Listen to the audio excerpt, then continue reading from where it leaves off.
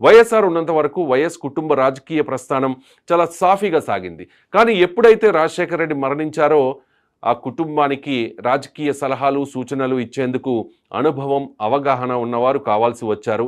సజ్జలకు రాజకీయ అనుభవం లేకపోయినా ఆయన కెరీర్లో జర్నలిస్టుగా రాజకీయాలను గమనించిన వాడిగా రాజకీయాల పట్ల అవగాహన మాత్రం ఉంది. ఈ విషయం జగన్కి భారతికి బాగా తెలుసు. దాంతో జగన్ మొదట్లో ఎప్పుడు రాజకీయ సమస్యలో చిక్కుకున్నా సజ్జల సలహాలు సూచనలు ఇస్తూ ఉండేవారు. 2009లో రాజశేఖర రెడ్డి మరణం తర్వాత జరిగిన పరిణామాల్లో జగన్ అప్పటి ప్రభుత్వాన్ని హెచ్చరించడం, ఓదార్పు యాత్ర చేపట్టడం, వైఎస్ఆర్ కాంగ్రెస్ పార్టీ ఏర్పాటు, ఇలా వైసీపీ ఏర్పడినప్పటి నుంచి రాజకీయ వ్యవహారాల్లో సజ్జల పాలు పంచుకుంటూ రాజకీయ సలహాదారుడిగా ఉన్నారు. ఇక 2014 ఎన్నికల్లో వైసీపీ 67 స్థానాల్లో విజయం సాధించి ప్రధాన ప్రతిపక్ష పార్టీగా నిలిచింది. వైఎస్ఆర్ కాంగ్రెస్ పార్టీ ఏర్పాటు తర్వాత జరిగిన మొట్టమొదటి సాధారణ ఎన్నికలు కావడంతో ఆ పార్టీకి ఎన్నికల్లో సలహాలు సూచనలు చేసే సీనియర్ నాయకుల మద్దతు కూడా తక్కువగా ఉండడంతో వైఎస్ఆర్ కాంగ్రెస్ పార్టీ చాలా వరకు సజ్జల వ్యూహాల మీదే ఆధారపడేది. 2014లో వైసీపీ అనుకున్న దానికన్నా మంచి ఫలితాలే సాధించింది. దాంతో పార్టీలో జగన్ వద్ద సజ్జల పలుకుబడి ప్రతిష్ట పెరుగుతూ వచ్చాయి. ఇక 2014 నుంచి 2019 వరకు ప్రతిపక్ష పార్టీగా రాజకీయాలు చేయడంతో ప్రభుత్వ పనితీరు మీద విమర్శలు చేయడంలో, ప్రజలను ఆకట్టుకోవడంలో, పాదయాత్రలో, ఇలా ప్రతి అంశంలో జగన్కి సజ్జల తోడుగా ఉండి సలహాలు ఇచ్చేవారు. అయితే 2019లో వైసీపీ అధికారంలోకి వచ్చింది. 151 స్థానాల్లో విజయం సాధించి భారీ విజయాన్ని నమోదు చేసింది. దాంతో సజ్జలకు తగిన గుర్తింపు కల్పించారు జగన్. నిజానికి 2019 కన్నా ముందు సజ్జల పెద్దగా మీడియా ముందుకు వచ్చి మాట్లాడింది లేదు.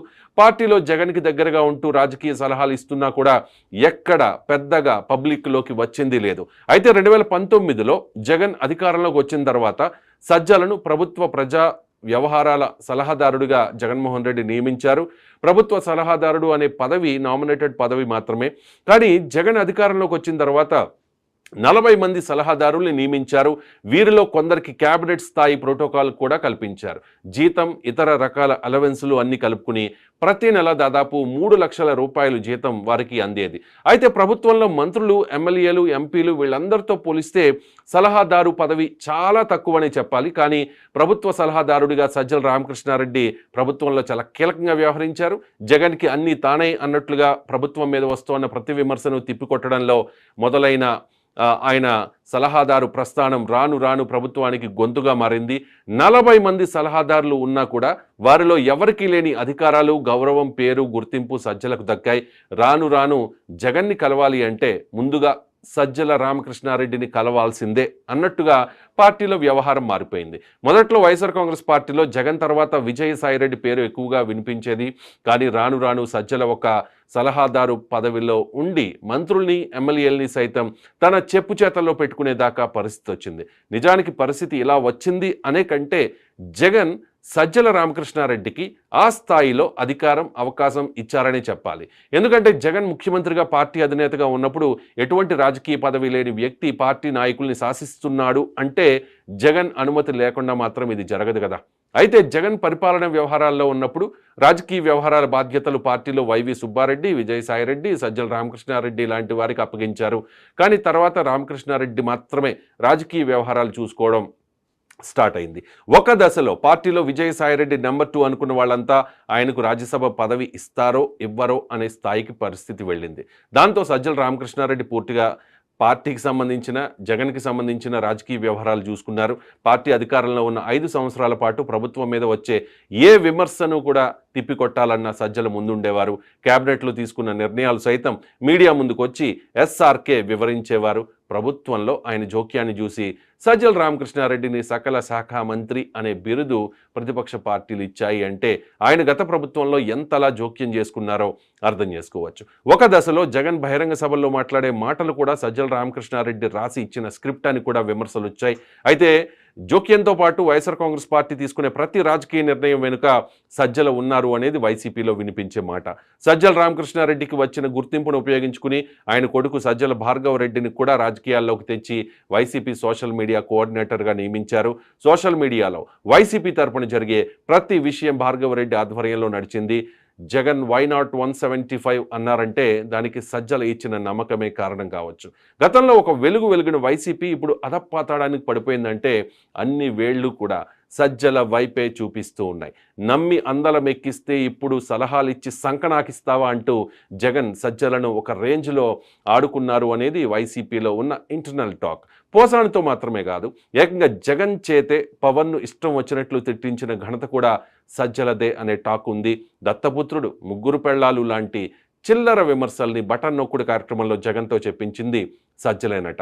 పైగా కాంపిటీషన్ పెట్టి మరి గుడివాడ అమర్నాథ్, పేర్ని నాని, అంబటి రాంబాబు, ఆర్కే రోజాల చేత పవన్ను తిట్టించారట. వైసీపీకి అన్ని తానై ఉన్న సజ్జల కళ్లల్లో ఆనందం చూడడానికి పవన్ను తిట్టి ఇప్పుడు ఫలితం అనుభవిస్తూ ఉన్నారు సదరు నేతలు. వైసీపీ అధపాతాళానికి పడిపోయిందంటే దానికి పవన్పై జరిగిన మానసిక అత్యాచారమే ప్రధాన కారణం. ట్రీట్మెంట్ స్టార్ట్ అయింది కాబట్టి పోసాని బయటపడ్డాడు, కొందరు బయట పడలేకపోతూ ఉన్నారు అంతే. పోసాని అప్రూవర్గా మారి సజ్జల పేరు చెప్పేశారు. ఇక సజ్జలకు ట్రీట్మెంట్ తప్పక. పోసాని చేత పవన్ను తిట్టించిన సజ్జలకు కష్టాలు తప్పేలా లేవు. సజ్జలతో పాటు ఆయన కొడుకు భార్గవరెడ్డి ప్రమేయంపై కూడా పొలిటికల్గా పెద్ద చర్చ నడుస్తోంది. 2024 ఎన్నికల్లో జగన్మోహన్ రెడ్డికి లభించిన ఘోర పరాభవానికి సంబంధించి కారణాలు చాలా ఉండొచ్చు. కానీ పార్టీలో చాలామంది నాయకులు ఓడిపోయిన తర్వాత మీడియా ముందుకు వచ్చి బహిరంగంగా బాధ వ్యక్తం చేస్తున్న సందర్భంలో ఎక్కువ మంది నాయకులు వెల్లడించిన అభిప్రాయం ఏంటంటే, జగన్ రెడ్డి గుడ్డిగా కొందరు సలహాదారుల్ని నమ్మి వారికి పూర్తి స్వేచ్ఛ ఇచ్చి వారి సలహాల్ని నమ్మి మోసపోయారు అని. అయితే వైసీపీలో ఎక్కువగా పార్టీకి సంబంధించిన రాజకీయ వ్యవహారాలు చూసుకున్న సజ్జల రామకృష్ణారెడ్డి రాజకీయంగా ఎటువంటి పదవి లేకపోయినా జగన్ తర్వాత సర్వం ఎస్ఆర్కే అనేంతలా పార్టీ వ్యవహారాల్ని చూసుకున్నారు. ప్రభుత్వ సలహాదారు అనే నామినేటెడ్ పదవిలో ఆయన ప్రభుత్వం మీద వచ్చే ప్రతి విమర్శను తిప్పికొట్టడం, పార్టీ నాయకులకు దిశానిర్దేశం చేయడం, ఇలా గత 5 సంవత్సరాల కాలంలో జగన్ ప్రభుత్వాన్ని నడుపుతుంటే ఎస్ఆర్కే మాత్రం పార్టీనే నడిపారా అన్నంత స్థాయిలో వైసీపీలో సజ్జల హవా నడిచింది. సజ్జల ముఖ్యమంత్రికి పార్టీ నాయకులకు మధ్య అడ్డుగోడలా తయారయ్యారని, సజ్జల రాజకీయ వ్యూహాలు కూడా ఓటమికి కారణమనే అభిప్రాయాల్ని సొంత పార్టీ నాయకులే చెబుతూ ఉన్నారు. అసలు ఈ సజ్జల రామకృష్ణారెడ్డి ఎవరు? జగన్ కుటుంబానికి సజ్జల ఎలా దగ్గరయ్యారు? వైసీపీ ఘోర ఓటమికి సజ్జల కూడా కారణమేనా? పోసానికి పవన్ను అంత నీచంగా తిట్టమని, పెళ్లాల జోలికి పిల్లల జోలికి వెళ్ళమని సజ్జలే డైరెక్షన్ ఇచ్చారా? ఇంతకీ అసలు ఈ సజ్జల ఎవరు అంటే, సజ్జల రామకృష్ణారెడ్డి ప్రభుత్వ సలహాదారుడిగా 2019 నుంచి 2024 వరకు పనిచేశారు. అతి తక్కువ కాలంలోనే ఎటువంటి రాజకీయ అనుభవం లేకపోయినా పార్టీలో నెంబర్ 2 స్థానానికి ఎదిగారు. అయితే అది ఎలా సాధ్యమైంది అంటే, సజ్జల విద్యాభ్యాసం పులివెందుల్లో జరగడంతో వైఎస్ రాజశేఖర రెడ్డి పట్ల అభిమానంతో ఉండేవారు. ఆయనకు వైఎస్ కుటుంబంతో పరిచయాలు కూడా ఉండేవి. వైఎస్ఆర్ ఉన్నంత వరకు వైఎస్ కుటుంబ రాజకీయ ప్రస్థానం చాలా సాఫీగా సాగింది. కానీ ఎప్పుడైతే రాజశేఖర రెడ్డి మరణించారో ఆ కుటుంబానికి రాజకీయ సలహాలు సూచనలు ఇచ్చేందుకు అనుభవం అవగాహన ఉన్నవారు కావాల్సి వచ్చారు. సజ్జలకు రాజకీయ అనుభవం లేకపోయినా ఆయన కెరీర్లో జర్నలిస్టుగా రాజకీయాలను గమనించిన వాడిగా రాజకీయాల పట్ల అవగాహన మాత్రం ఉంది. ఈ విషయం జగన్కి భారతికి బాగా తెలుసు. దాంతో జగన్ మొదట్లో ఎప్పుడు రాజకీయ సమస్యలో చిక్కుకున్న సజ్జల సలహాలు సూచనలు ఇస్తూ ఉండేవారు. 2009లో రాజశేఖర రెడ్డి మరణం తర్వాత జరిగిన పరిణామాల్లో జగన్ అప్పటి ప్రభుత్వాన్ని హెచ్చరించడం, ఓదార్పు యాత్ర చేపట్టడం, వైఎస్ఆర్ కాంగ్రెస్ పార్టీ ఏర్పాటు, ఇలా వైసీపీ ఏర్పడినప్పటి నుంచి రాజకీయ వ్యవహారాల్లో సజ్జల పాలు పంచుకుంటూ రాజకీయ సలహాదారుడిగా ఉన్నారు. ఇక 2014 ఎన్నికల్లో వైసీపీ 67 స్థానాల్లో విజయం సాధించి ప్రధాన ప్రతిపక్ష పార్టీగా నిలిచింది.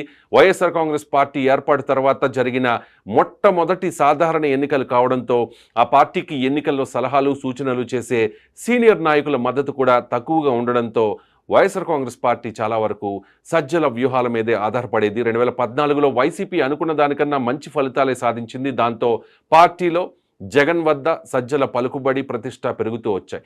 ఇక 2014 నుంచి 2019 వరకు ప్రతిపక్ష పార్టీగా రాజకీయాలు చేయడంతో ప్రభుత్వ పనితీరు మీద విమర్శలు చేయడంలో, ప్రజలను ఆకట్టుకోవడంలో, పాదయాత్రలో, ఇలా ప్రతి అంశంలో జగన్కి సజ్జల తోడుగా ఉండి సలహాలు ఇచ్చేవారు. అయితే 2019లో వైసీపీ అధికారంలోకి వచ్చింది. 151 స్థానాల్లో విజయం సాధించి భారీ విజయాన్ని నమోదు చేసింది. దాంతో సజ్జలకు తగిన గుర్తింపు కల్పించారు జగన్. నిజానికి 2019 కన్నా ముందు సజ్జల పెద్దగా మీడియా ముందుకు వచ్చి మాట్లాడింది లేదు. పార్టీలో జగన్కి దగ్గరగా ఉంటూ రాజకీయ సలహాలు ఇస్తున్నా కూడా ఎక్కడ పెద్దగా పబ్లిక్లోకి వచ్చింది లేదు. అయితే 2019లో జగన్ అధికారంలోకి వచ్చిన తర్వాత సజ్జలను ప్రభుత్వ ప్రజా వ్యవహారాల సలహాదారుడిగా జగన్మోహన్ రెడ్డి నియమించారు. ప్రభుత్వ సలహాదారుడు అనే పదవి నామినేటెడ్ పదవి మాత్రమే. కానీ జగన్ అధికారంలోకి వచ్చిన తర్వాత 40 మంది సలహాదారుల్ని నియమించారు. వీరిలో కొందరికి క్యాబినెట్ స్థాయి ప్రోటోకాల్ కూడా కల్పించారు. జీతం, ఇతర రకాల అలవెన్సులు అన్ని కలుపుకుని ప్రతి నెల దాదాపు 3 లక్షల రూపాయలు జీతం వారికి అందేది. అయితే ప్రభుత్వంలో మంత్రులు, ఎమ్మెల్యేలు, ఎంపీలు వీళ్ళందరితో పోలిస్తే సలహాదారు పదవి చాలా తక్కువనే చెప్పాలి. కానీ ప్రభుత్వ సలహాదారుడిగా సజ్జల రామకృష్ణారెడ్డి ప్రభుత్వంలో చాలా కీలకంగా వ్యవహరించారు. జగన్కి అన్నీ తానే అన్నట్లుగా ప్రభుత్వం మీద వస్తున్న ప్రతి విమర్శను తిప్పికొట్టడంలో మొదలైన ఆయన సలహాదారు ప్రస్థానం రాను రాను ప్రభుత్వానికి గొంతుగా మారింది. 40 మంది సలహాదారులు ఉన్నా కూడా వారిలో ఎవరికీ లేని అధికారాలు, గౌరవం, పేరు, గుర్తింపు సజ్జలకు దక్కాయి. రాను రాను జగన్ని కలవాలి అంటే ముందుగా సజ్జల రామకృష్ణారెడ్డిని కలవాల్సిందే అన్నట్టుగా పార్టీలో వ్యవహారం మారిపోయింది. మొదట్లో వైఎస్ఆర్ కాంగ్రెస్ పార్టీలో జగన్ తర్వాత విజయసాయిరెడ్డి పేరు ఎక్కువగా వినిపించేది. కానీ రాను రాను సజ్జల ఒక సలహాదారు పదవిలో ఉండి మంత్రుల్ని, ఎమ్మెల్యేలని సైతం తన చెప్పు చేతల్లో పెట్టుకునేదాకా పరిస్థితి వచ్చింది. నిజానికి పరిస్థితి ఇలా వచ్చింది అనే కంటే జగన్ సజ్జల రామకృష్ణారెడ్డికి ఆ స్థాయిలో అధికారం, అవకాశం ఇచ్చారనే చెప్పాలి. ఎందుకంటే జగన్ ముఖ్యమంత్రిగా, పార్టీ అధినేతగా ఉన్నప్పుడు ఎటువంటి రాజకీయ పదవి లేని వ్యక్తి పార్టీ నాయకుల్ని శాసిస్తున్నాడు అంటే జగన్ అనుమతి లేకుండా మాత్రం ఇది జరగదు కదా. అయితే జగన్ పరిపాలన వ్యవహారాల్లో ఉన్నప్పుడు రాజకీయ వ్యవహారాల బాధ్యతలు పార్టీలో వైవి సుబ్బారెడ్డి, విజయసాయిరెడ్డి, సజ్జల రామకృష్ణారెడ్డి లాంటి వారికి అప్పగించారు.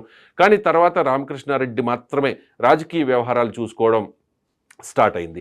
ఒక దశలో పార్టీలో విజయసాయిరెడ్డి నెంబర్ 2 అనుకున్న వాళ్ళంతా ఆయనకు రాజ్యసభ పదవి ఇస్తారో ఇవ్వరో అనే స్థాయికి పరిస్థితి వెళ్ళింది. దాంతో సజ్జల రామకృష్ణారెడ్డి పూర్తిగా పార్టీ